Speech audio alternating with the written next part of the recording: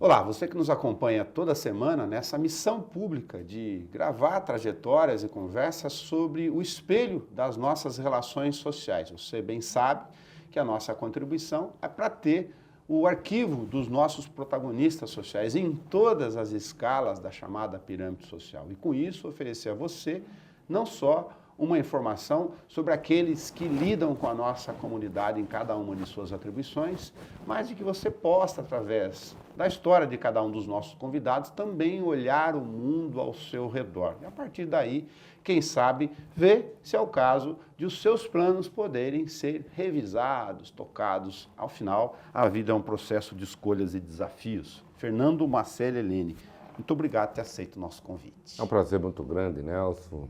Prazer muito grande estar aqui na Câmara Municipal, vivendo mais um pouco da nossa querida Bauru. Doutor, a gente grava aqui, a vida tem algumas coincidências do relógio do tempo. A gente grava aqui com 25 anos de história dessa missão pública que eu acabei de falar aqui.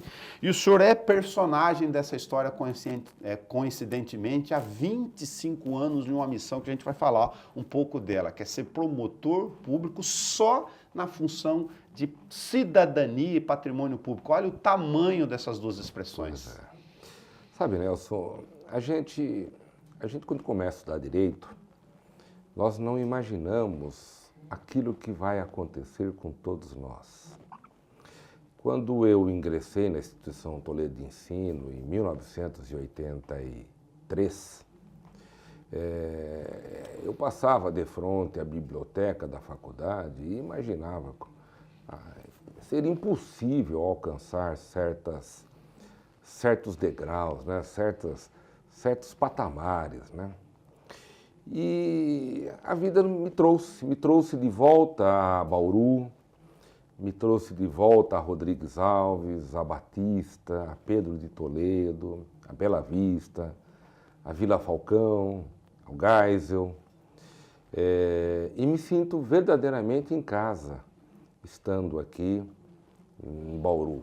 Hoje não sei viver mais sem a cidade.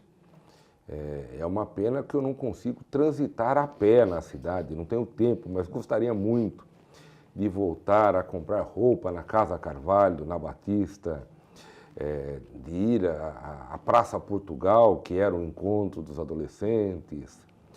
Eu fui sócio do Bauru Tênis Clube quando, na faculdade, ir ao Camarim, que era o local de encontro dos jovens na época, né? Para não dizer também que conheci o Ciente, né? Que era uma... Ah, o senhor conheceu o Ciente. Conheci o Ciente, né? Mas já no finalzinho, sim, né? Enfim, Bauru faz parte da minha história. Foi um presente de Deus, Nelson. Agora, duas trajetórias desse recorte, a gente vai e vem no tempo muitas vezes aqui para registro. Todo mundo tem uma memória afetiva, emocional, lá do período da infância, não importa em qual idade. Ou é um cheiro, um gosto, um fato, um susto, alguma coisa que por alguma razão é só sua. De bate pronto aqui, que memória lhe vem?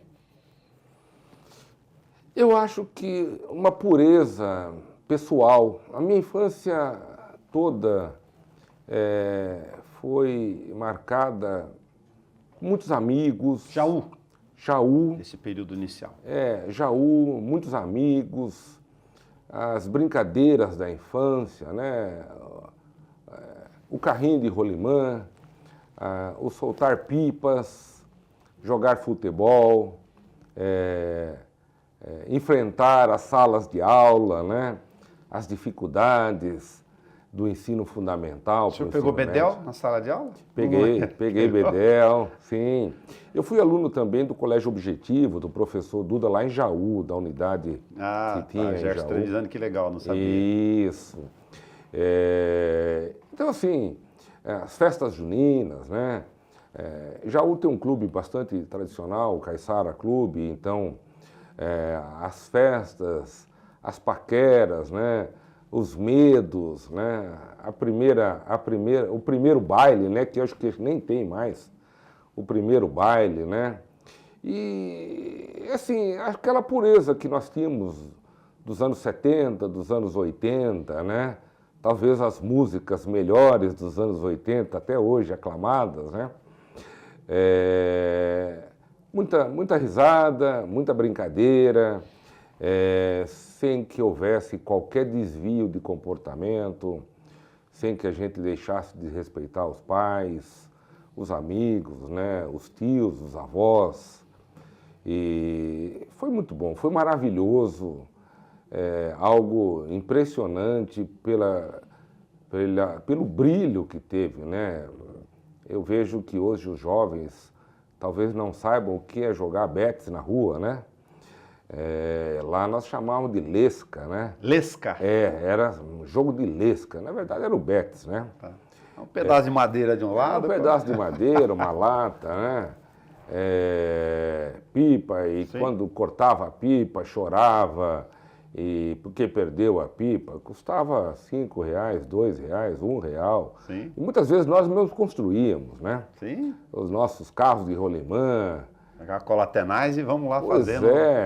Pois é. Então, eu acho que essa pureza, eu acho que é um marco daquela geração, né?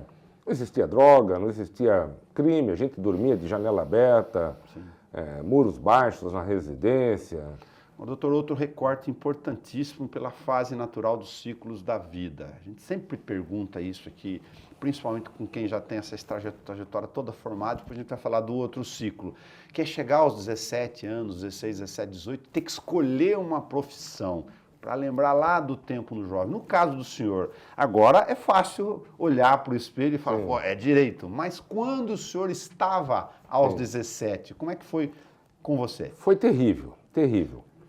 Eu, como disse, era aluno do Gerson, do Duda, né, lá na unidade de Jaú, e eu não tinha noção alguma daquilo que poderia fazer.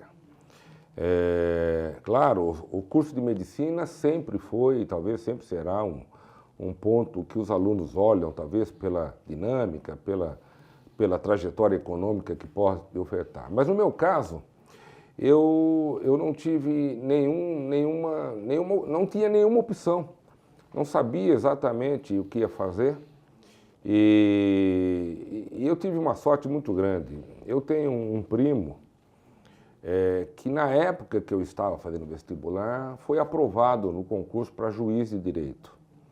Hoje ele é desembargador aposentado e aí a minha mãe, na época, então, sugeriu, falou, por que você não faz direito? Olha, o seu primo virou juiz, tal, né? Nossa, uma carreira talvez brilhante, né? E eu falei, não sei se eu vou fazer, não sei o que é isso, o que faz o direito, né? E aí eu vim fazer o vestibular na Instituição Toledo de Ensino, fui aprovado e na época era por créditos, eu não sei se ainda é. E eu me inscrevi em 3 créditos apenas e continuei, fui fazer cursinho. Tá. Porque eu falei... Vou começar aqui e vou continuar estudando lá. Para definir, a aula na Instituição Toledo era um período noturno, então chegava em Jaú, né, eu sou de lá, e chegava em Jaú por volta de 11h30, dormia, 7h30 estava na aula, e eu fiz isso 15 dias. E aí o ambiente acadêmico, a faculdade, coisas novas, gente diferente, eu falei, acho que eu vou tentar fazer o curso de Direito. E o que aconteceu, Nelson? A mãe desse primo meu, essa pessoa, ele advogou alguns anos. Tá. E aí, já no segundo semestre, ela falou, Fernando, você precisa fazer um estágio. Eu falei, então, mas aonde eu vou fazer esse estágio? Não, você vai fazer no escritório onde o seu primo trabalhou. Eu vou falar com os sócios que ele tinha e você começa o estágio lá. Que legal. E aí eu fiz mais 6 meses de estágio lá e percebi que eu não sabia absolutamente nada, zero. Né? A gente tinha aula de introdução, estudo de direito, sociologia, né? Filosofia do direito. Eu falei, pai, isso poderia ser um nó, porque naquele instante o senhor estava buscando a descoberta. Pois é. Falei, esse mundo grego para mim aí não dá. Pois é, muito difícil, né? Mas qual foi a opção? Quando eu fui fazer esse estágio, eu fui levado para um outro estagiário também, que ao final acabou sendo promotor também. Ele me levou no fórum e ele falou, olha, Fernando, eu vou ensinar você a fazer um protocolo de um documento. Eu falei, mas que é esse negócio de protocolo? Eu não sei nem o que significa essa palavra, né? E aí nós fomos lá, protocolamos um documento de um processo X ou Y. Aí eu cheguei em casa um dia e falei assim para minha mãe, para meu pai, né? Falei, olha, eu não sei absolutamente nada. Não, mas você está começando, né? Eu vou tomar uma decisão. Eu vou me mudar para Bauru e a gente não tinha muita condição financeira de comprar livros, eram caros, né? Ainda são. E eu vou utilizar a biblioteca da Instituição Toledo de Ensino. Mas o que você pretende fazer? Eu vou morar numa república em Bauru e vim morar aqui nas Arias Leite, 2 quadras para cima da Câmara, aqui na quadra 7. Tá. E descia 2 quadras, pegava o ECCB na época, né? O amarelinho e vamos. O amarelinho e descia na IT. E eu, 7h30, 8 horas, já estava na biblioteca e ficava lendo o dia todo, até às 5 da tarde. Almoçava lá na região, comia um lanche, tal. E às 5 horas voltava para casa, tomava banho, jantava e voltava para a escola. E aí eu comecei a entender, porque a leitura ela é essencial para o curso de Direito. Sim. A leitura, você lê, repete, lê devagar a página, a folha, marca, faz anotações. E aos poucos eu fui entendendo o que estava acontecendo. E foi um presente, foi mais um dos presentes que Deus poderia me dar, Nelson. Em 1990, o senhor ingressa na carreira de promotor e vai para Ribeirão Bonito. Depois passou por Barra Bonita, Paulínia, aqueles caminhos naturais no início de carreira. Eu me refiro a isso porque depois você, jovem de novo, né? Entra lá na cidadezinha, parecido com Itaberaba, pequenininha. Ribeirão Bonito, sou promotor de justiça. Né? Quando o senhor olha lá para aquela função e parece essa experiência ao longo do tempo e outra, é cardápio de farmácia, né? Tem que atacar todas as doenças. O promotor de justiça aprende de tudo no começo. Não tem essa que só vai fazer uma coisa, não. Pois é, Nelson, existem certos momentos que a gente não vai esquecer nunca na nossa carreira. Acho que cada um de nós... Imagina chegar o cara que levou lá o ladrão de passarinho, estou fazendo simbologia aí, né? E o cara que fez uma arruaça grande, de tudo. Pois é. Antes de chegar a Ribeirão Bonito, durante 5 meses na carreira, eu fui designado em várias promotorias do Estado. Tá. Você ingressa como promotor substituto. E a primeira cidade que eu fui foi Diadema. Vai rodando.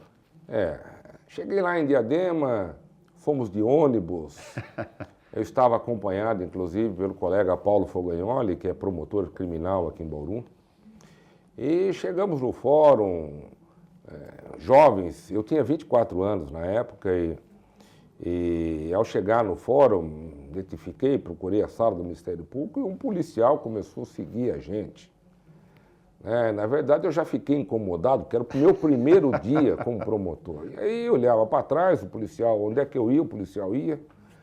Aí eu fui saber que ele estava fazendo a nossa segurança, mas a gente nunca tinha noção o que estava acontecendo, né? E também, de forma muito inesquecível, eu cheguei ao gabinete, né? A gente levava um carimbo, uma caneta, né? 2, 3 canetas, um carimbo personal, né? Personalizado, e chegava lá e recebia os processos do fórum, né? E no que eu entrei no gabinete, Nelson, o juiz, hoje desembargador, né? Pediu para me chamar e estava ali um delegado de polícia e tinham acabado de prender várias pessoas. Era uma quadrilha e eu não entendia nada, não tinha experiência nenhuma. Aliás, meu primeiro processo eu fui falar dentro do Ministério Público. Na época não havia exigência do lapso na advocacia. Tá. E aí eu já não sabia nem o que fazer, porque havia um nervoso momentâneo, né? Claro. Aquela situação, né?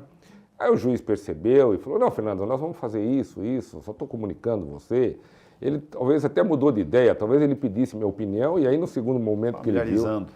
Ele acabou abraçando ali e nós passamos aquele momento ali do primeiro dia de atividade. É um susto muito grande, mas inesquecível. Mas voltando a esse tema tocado por ti, eu fui também promotor nessa época numa cidade chamada Inhandeara, 60 quilômetros para frente de Rio Preto. E também de forma muito pitoresca, cheguei ao fórum, né, numa sexta-feira. Pequenininha também, quem não conhece Inhandeara eu conheço. E não tinha lugar para dormir. E também não tinha lugar para comer. É uma cidade... a gente brinca, eu lembro que eu brincava que a TV Globo, que era a mais importante na época, e para não deixar de ser até hoje, né, uma das mais, não pegava lá. A gente não tinha computador, não tinha nada. E aí eu cheguei ao fórum, daqui a pouco chegou uma pessoa que eu tenho uma amizade profunda até hoje, Dr. Celso Reis Bento, delegado de polícia, se apresentou como tal e disse: Fernando, cadê sua mala? Eu falei, tá no carro. Por quê? Não, porque aqui não tem hotel, você vai dormir na minha casa. E todos os promotores dormem lá na minha casa. Eu falei, pois não, então vamos lá. E para comer, como é que eu faço, né? Também não tem restaurante, Fernando. Nós aqui comemos a mesma comida dos detentos. Então, a empresa que faz a comida para as pessoas que estão presas também fornece a comida para nós aqui. Fornece a marmita aí. Então a gente comia a mesma refeição que os presos, né? E passei alguns momentos lá. Também me recordo muito bem, eu estava no gabinete uma determinada hora e um galo cantou por volta de 3 horas da tarde, vizinho lá do fórum. Eu falei, nossa, mas coisa de louco, né? Nunca mais vou esquecer o canto do galo, 3 horas da tarde, né? Enfim, né, são esses... Agora precisa fazer uma fração do tempo disso. Só para determinar a gravação, nós estamos fazendo aqui praticamente em julho de 2025. Nós estamos falando de 1990. Então você pega 35 anos na história, agora põe no tempo. Além de estar entrando, novíssimo, jovem, com a carreira toda pela frente, era apenas o início da nova Constituição e de toda aquela gama de direitos que hoje a gente olha para frente, né? E olha e fala, olha, é um arsenal de direitos, mas estava lá sobre a mesa do então recente promotor. Me recordo também do primeiro inquérito civil instaurado, foi na comarca que eu instaurei, né? Foi na promotoria de Suzano, nesse período de 5 meses que eu passei por várias cidades. Era uma questão relativa a preço, mensalidade de escolas particulares. A escola fez um reajuste acima do índice inflacionário da época e os pais foram lá na promotoria, tal. E eu tinha uma certa dificuldade, porque tinha acabado de sair a Constituição Federal. O Ministério Público teve um ganho expressivo na Carta de 88, no que tange a tutela, os direitos difusos e coletivos, e o consumidor era um deles, né? Hoje nós tivemos uma expansão, né? Ao longo desse período nós tivemos expansão na tutela, desculpa, desses interesses meta-individuais. Na época, então, o consumidor era inclusive o Código do Consumidor é balizador até hoje do ordenamento jurídico difuso.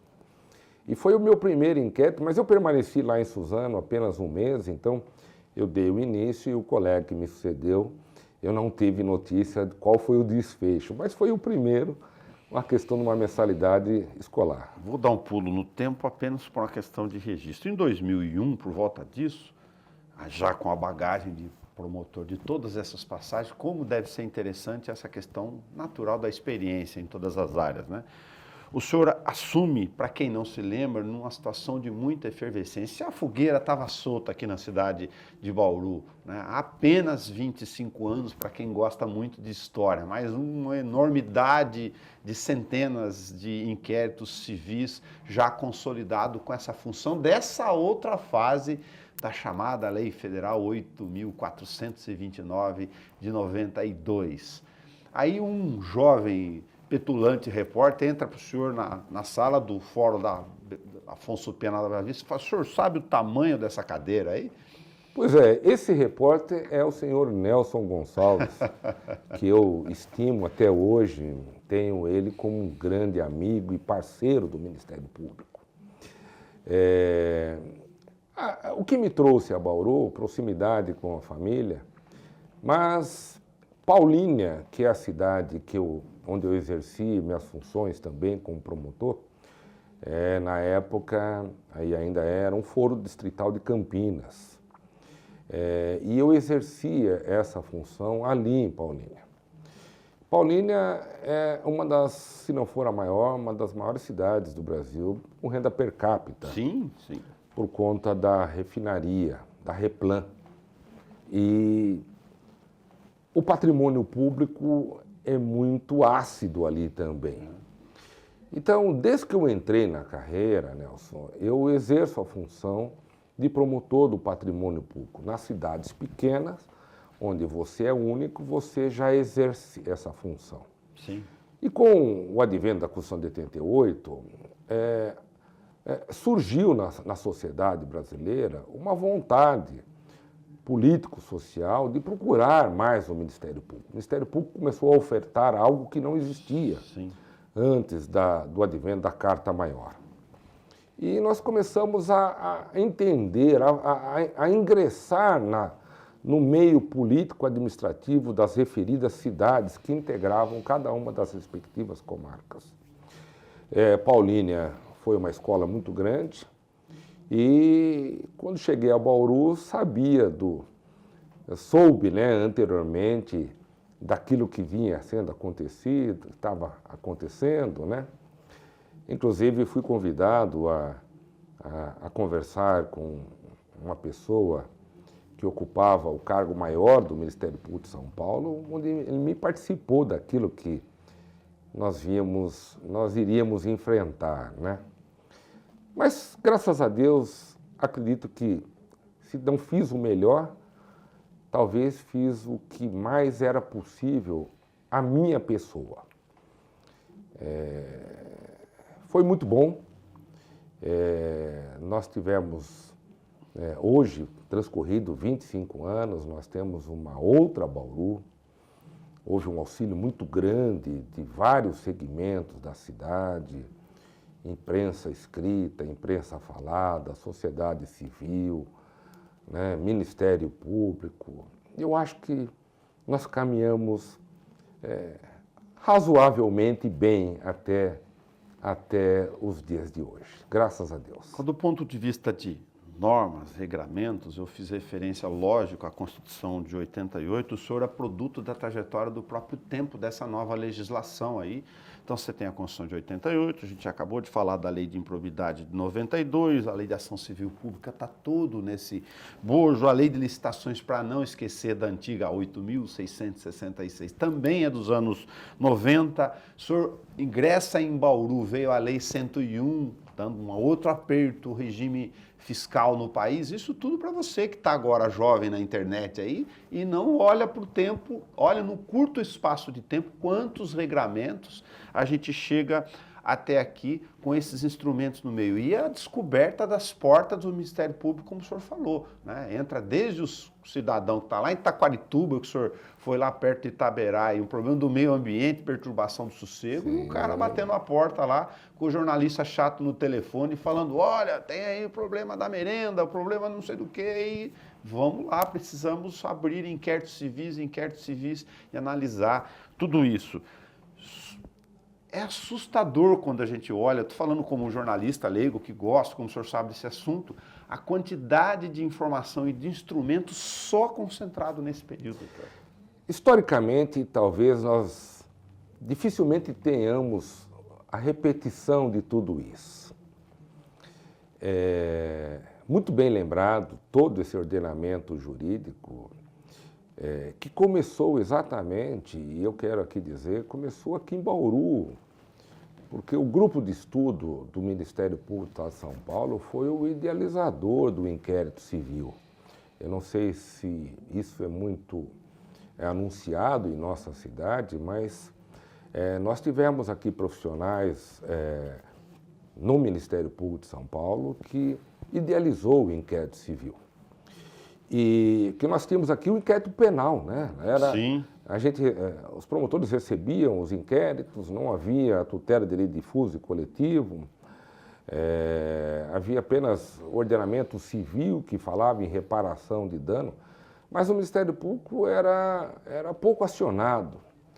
Com o advento da Lei da Ação Civil Pública, 7347, em 85, já avizinhando a Constituição de 88, foi possível alimentar o Congresso Nacional, a Constituinte, de que o Ministério Público teria uma função essencial no cumprimento do chamado Estado Democrático de Direito. E foi outorgado ao Ministério Público um ônus muito grande, um ônus da tutela dos chamados já mencionados direitos meta-individuais. No que tange ao patrimônio público, a Lei 8429, o Estatuto do Idoso, as normas ambientais, as normas consumeristas, né? As normas do patrimônio histórico e cultural, habitação e urbanismo, né? Saúde pública, pessoa portadora de deficiência, idosos. Nós temos hoje uma gama muito grande, mas esse período de 25 anos, realmente ele é histórico, principalmente para o movimento político brasileiro, né? Sim. Com o aprendizado da redemocratização, né? Só para lembrar os jovens aqui, né? Porque eles vão nos assistir ou guardar isso com algum tempo. Exatamente. Tem a questão jurídica de todo esse ordenamento. Sim. E o país aprendendo a reviver a democracia. E a classe política, principalmente na área do patrimônio público, a classe política também não sabia, não tinha conhecimento do poder da caneta que o Ministério Público tinha recebido. Sim. Né? Então, houve muitos embates pessoais, pessoas que não se sentiam acomodadas com a instauração de inquéritos, né? Enfrentamentos, ameaças. Né? Tivemos pelo país afora, de forma muito triste, algumas mortes, né? Membros do Ministério Público sendo atacados. Vivenciamos aqui algo não muito gravoso, mas também não podemos deixar de mencionar que Bauru passou um momento bastante difícil naquela época. Mas eu acho que a sociedade ganhou muito com isso.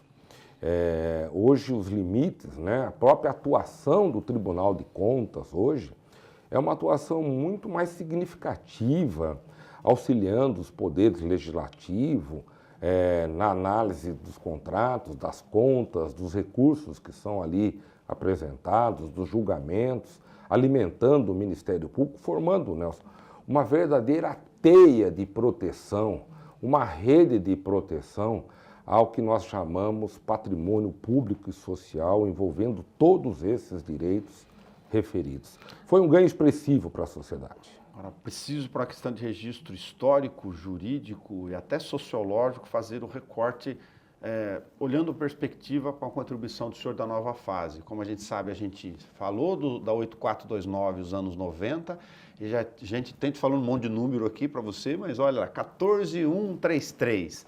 A gente faz um recorte disso. E aí põe a figura do tal do dolo, ou dolo, quem quer falar aí com a paroxítona sem acentuação no final. Mas a intenção, como é que o senhor vê isso? Isso preocupa em que grau a ideia de que improbidade agora, para os mais exagerados, vou me permitir aqui, né, para o doutor comentar, olha, agora o cara que põe a mão na cumbuca errado lá e comete um crime no poder público, na gestão dele, faz malversação do dinheiro público, ele precisa deixar uma cartinha dizendo que teve a intenção de fazê-los. Para os exagerados. Para os outros, não, mas o promotor também tinha um instrumento muito aberto, como tudo na vida. E o ponto de pesos e contrapesos, preocupa o senhor essa fase?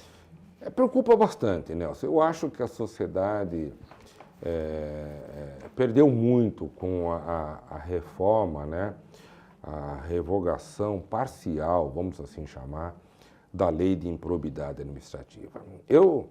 Claro, quando surgiu a lei de improbidade administrativa, eu me recordo bem, eu estudando em Campinas, dentro do apartamento, e eu analisei o artigo 11º, que dizia, iam ocorrendo violações aos princípios norteadores da administração pública, haverá ocorrência de improbidade administrativa. Claro que era um texto aberto, né, um texto amplo, mas eu aqui faço uma defesa da responsabilidade, da seriedade dos colegas de Ministério Público Brasil afora. É muito comum aquelas pessoas que são acionadas pelo Ministério Público fazerem crer que há uma questão pessoal entre a atuação do Ministério Público, do promotor, e o agente político que está sendo olhado, que está sendo investigado. Eu não me recordo, nos meus quase 36 anos de carreira, algum embate que possa ter sido pessoal, algum promotor de justiça que tomou uma medida pessoal contra X ou Y, contra Pedro, Paulo, ou João, ou Maria. Não me recordo disso.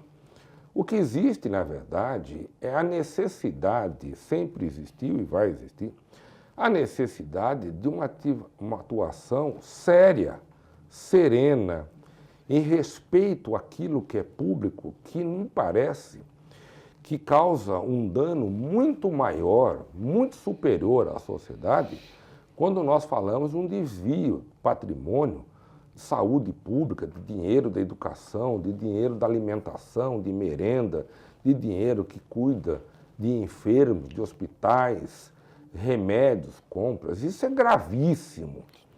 Eu sempre defendi, Nelson, em toda a minha carreira, e espero um dia encontrar, que essas figuras tenham conotação hediondas também no aspecto civil, no aspecto não só no aspecto que também deverá ser no aspecto criminal, mas também gerando uma hediondez civil, né, para que as pessoas tenham respeito àquilo que é público, né? Ainda nós enfrentamos muitos dissabores por pessoas que ocupam cargos públicos que sentem vontade de se enriquecer na administração pública, onde não é para isso, não foi feito. A administração pública não foi feita para as pessoas. A administração pública foi feita para a vontade, para as necessidades sociais. Então, quando a gente olha a legislação que trata sobre licitações, sobre concessões, permissões, sobre contratos em geral, sobre atos de improbidade, lei de responsabilidade fiscal, nós vemos um avanço significativo que agora, com a reforma da lei de improbidade, a sociedade vai ter que entender, eu acho que vai demorar um certo tempo, para voltar a retemperar a legislação. Claro que no ordenamento jurídico primeiro da lei de improbidade, nós tínhamos a responsabilidade culposa, a responsabilidade civil. E hoje nós temos dificuldades de tratar desse tema, sendo exigido dolo para com isso. A tipificação do artigo, o rol taxativo do artigo 11º da legislação, inibiu a atuação da sociedade. E o que nós estamos enfrentando agora, Nelson? Se durante 23 anos nós tivemos a oferta à sociedade, aos políticos, aos bons políticos, a possibilidade de buscar o Ministério Público, nós estamos enfrentando uma outra situação. Os políticos continuando a buscar o Ministério Público e nós não temos mais a ferramenta necessária ou possível para dar a resposta que o político e a sociedade gostaria de ter. Então, talvez nós tenhamos que administrar isso, mostrar, talvez seja uma função agora do Ministério Público, voltar a mostrar à sociedade a importância de retemperar a lei de improbidade administrativa, mais uma vez, que se era muito apertada, né, se era muito incisiva, que agora também ficou um pouco mais dificultosa e os anseios poderão não ser tão abraçados como outrora. Nesse trabalho de modulação até sociológica dos tempos que a gente está comentando aqui, né, para as pessoas terem ideia de como isso navegou bastante, a figura do ressarcimento ao dano ainda continua um bom elemento. Sim. Como, opa, pera lá, né? Não é culpa, é dolo, mas Sim. se você fez alguma coisa grave errada, tem instrumento. A ação civil pública continua sendo um bom instrumento? Continua sendo um bom instrumento. Inclusive, a legislação nova permitiu que as ações classificadas como declaratórias de improbidade, cujo ressarcimento estava inserido dentro, permitiu a conversão para que as ações os fatos que não puderam continuar a ser tratados como improbo, que perseguissem em juízo apenas a questão reparatória. É uma nova figura, é uma nova característica, né? É como se a gente,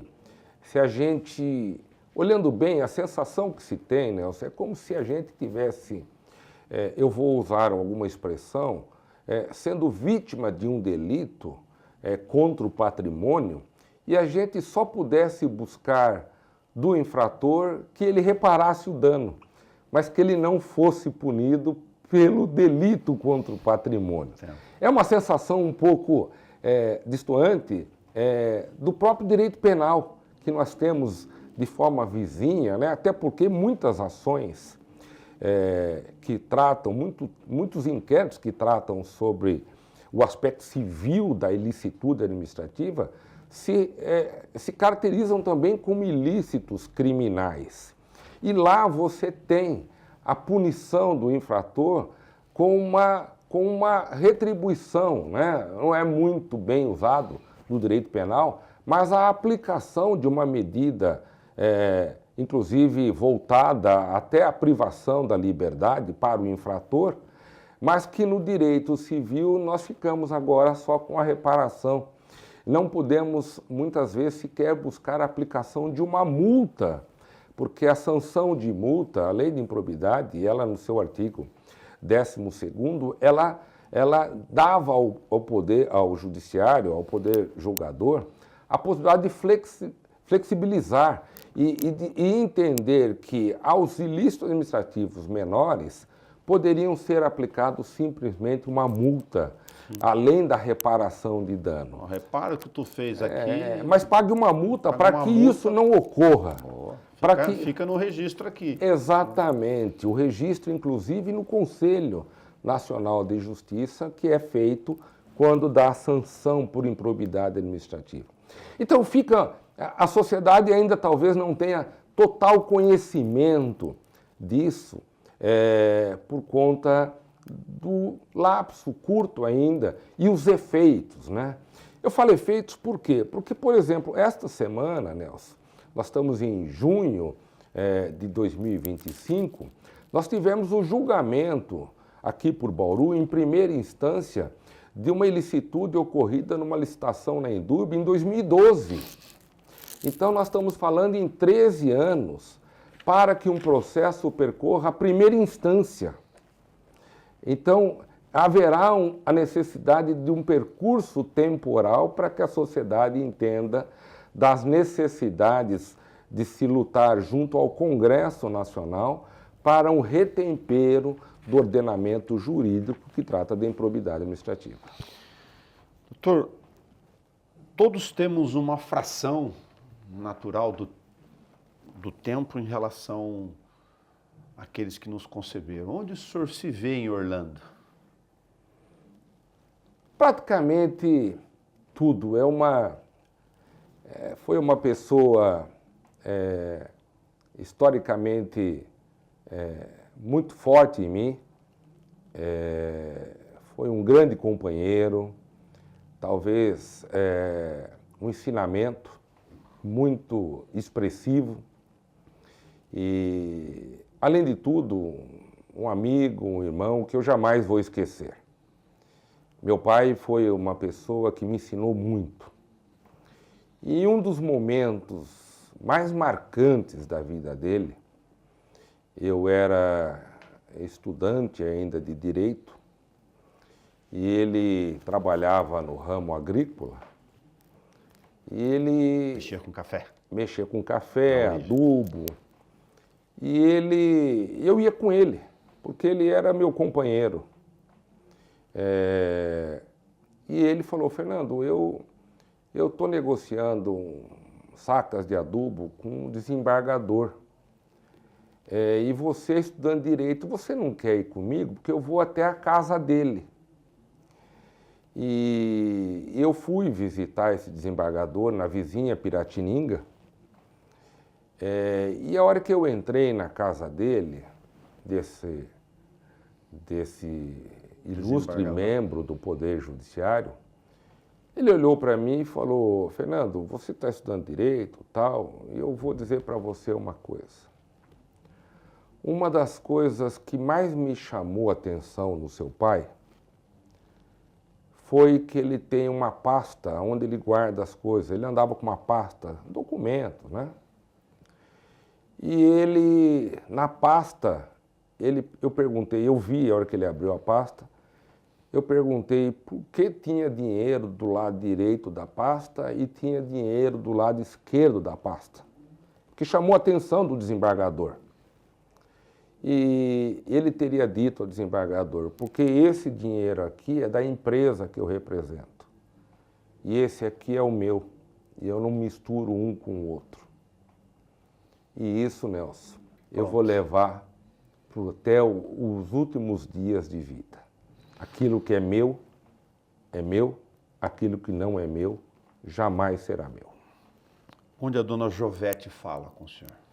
Falante, expressiva, lutadora, muitas vezes não almoçava, porque não tinha tempo, professora primária, minha primeira professora, me ensinou a ler e escrever, e de origem italiana, meus avós são oriundos de Bari, no sul da Itália, e muito expressiva, muito alegre, mas trabalhava das 6 horas da manhã, das 5h30 às 10 da noite, para alimentar os 3 filhos que teve com enorme dificuldade, para pagar a escola, a levar ao dentista, para atrasar a mensalidade da faculdade, mas cumprir todos os seus objetivos. Os dois juntos formaram um casal que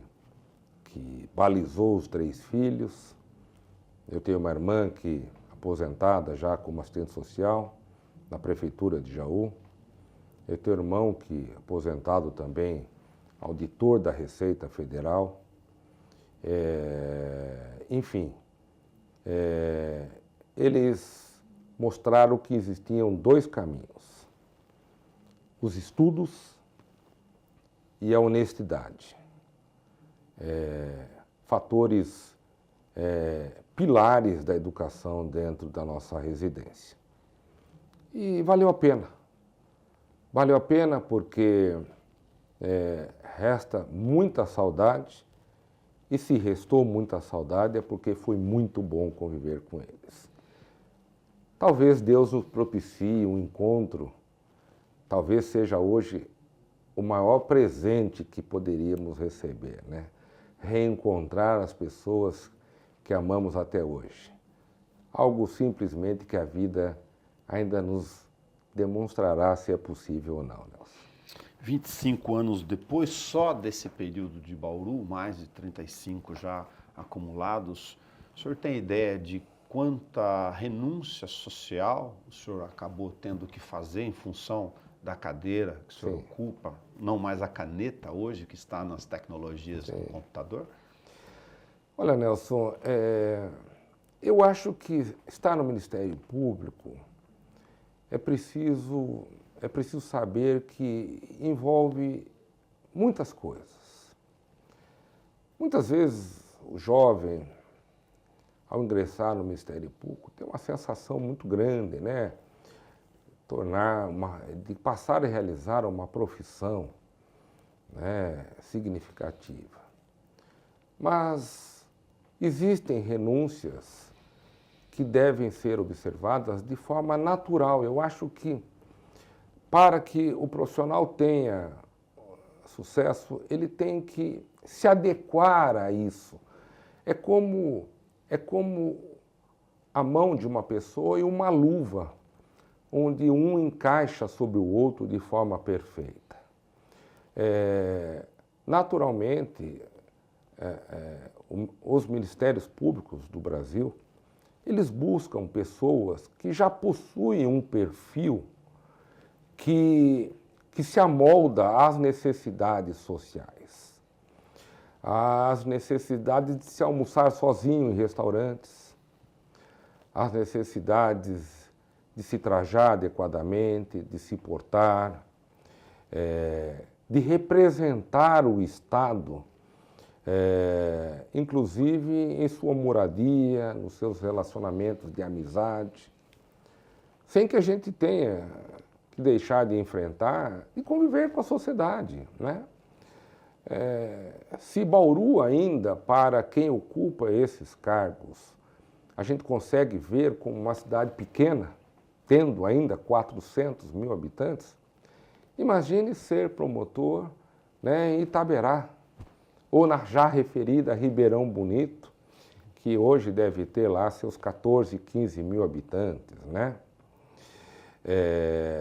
Onde todo mundo vai saber que se você for na quitanda comprar fruta, vão dizer, olha, o promotor está comprando laranja, ou está comprando banana, ou o promotor trouxe o carro dele para arrumar na oficina Y, ou ele entrou na farmácia. Eu vivenciei essa situação. E eu acho importante para que os colegas que ingressem, para os jovens, o importante viver isso. Eu acho que isso faz parte da escola que o profissional tem que ter para ele alicerçar e chegar no final da carreira dele sabedor das necessidades que a sociedade quer e cobra daquele que vai ocupar a função de advogado social, defendendo os interesses de todos. Fernando, peço licença para tirar por um instante nesse recorte de registro a história de 25 anos de amizade profissional, para dizer muito obrigado pelos aprendizados. Muito obrigado. Nelson, eu gostaria de aproveitar o momento para fazer um agradecimento público. Eu conheço o Nelson Gonçalves há muitos anos. E sei dos elogios, questionamentos ao repórter, mas eu gostaria de testemunhar nesse momento um agradecimento e fazer um agradecimento pessoal em nome do Ministério Público, principalmente do Ministério Público do Patrimônio. O Nelson é uma pessoa que quer o bem da sociedade, que contribui no seu trabalho investigativo e posso dizer, sem dúvida nenhuma, que o jornalista Nelson faz parte desses 25 anos. Eu sinto muito honrado estar ao seu lado, me sinto muito seguro, um prazer muito grande. E também aproveitar esse momento, estando aqui na Casa de Leis do município de Bauru, para agradecer todos os segmentos. Poder Legislativo, Poder Executivo, imprensa falada, imprensa escrita, as milhares de pessoas que estiveram conosco nesses 25 anos de Bauru e quase 36 de carreira. O agradecimento é meu, Nelson. Muito obrigado por tudo que vocês e a comunidade de Bauru e região fizeram por mim e pelo Ministério Público. Doutor, muito obrigado pelo recorte. A gente conversou no Câmara Livre com o Fernando Marcelli e Helene, como a gente faz aqui no protocolo do Câmara Livre. Se não deixei o senhor falar alguma coisa, por favor, sinta-se à vontade. Muito obrigado e que Deus nos dê saúde, nos dê consciência para continuarmos com aquela pureza da infância. Muito obrigado, Nelson. A vida é feita de recortes e trajetórias. Construa, reveja os seus planos, veja a sua. Esse é um documento público da nossa missão pública. O jornalista é um eterno afoito, os promotores estão lá fazendo o seu papel de controle desse enorme interesse difuso que nem sempre a gente sabe, como cidadão do dia a dia, perpetuar. Não desista, continue exercendo a sua cidadania. Até nosso próximo encontro.